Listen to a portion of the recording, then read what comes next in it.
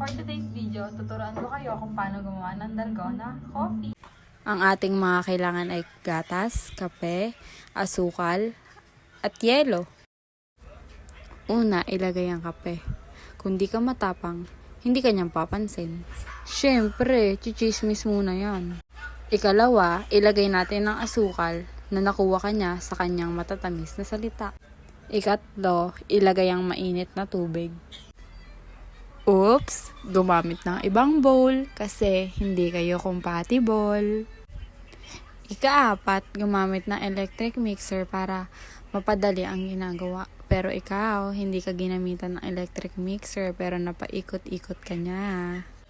Magpatuloy lang sa paghahalo, wag mo isiping pinaikot-ikot ka niya.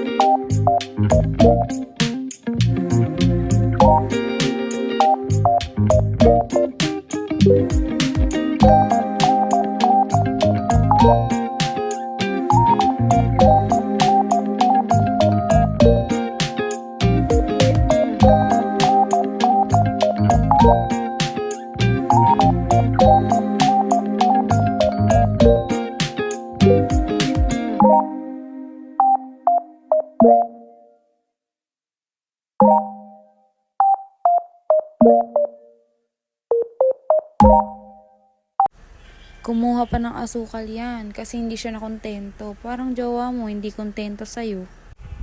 Dahil kontento na ako sa consistent, okay na yan. Ikalima, ilagay na ang yelo sa baso. Ikaanim, ibuhos na ang fresh milk sa baso. Ikapito, ilagay na natin ang whip na ginawa natin kanina. Huwag sobra, dahil lang sobra, minsan ay nakakasama. Lo, si ate ko napakasaya